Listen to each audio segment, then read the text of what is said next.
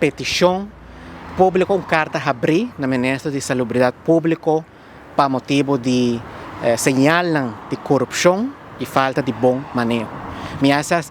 Essa aqui é a base de Landsverordening Openbaarheid van Bestuur, com a transparência de boa governação,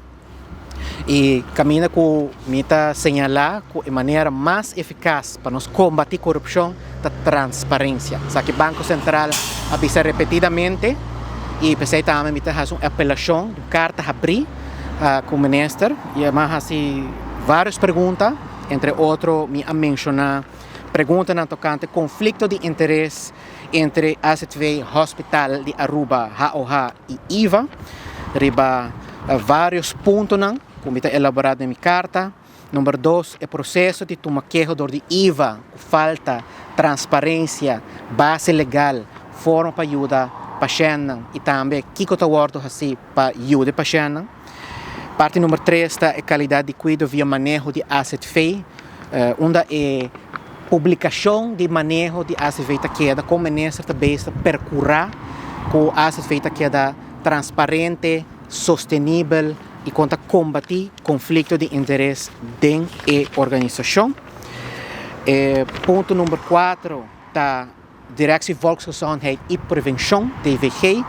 Com o último ano nós estamos com o programa na tawardo assim, pero não está dando conta no pueblo que vai bom, que não vai bom.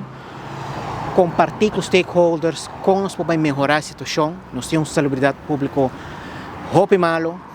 saúde de pueblo que não está bom e que nós mestre acto a work para a seguinte geração também. E precisamos nós pedir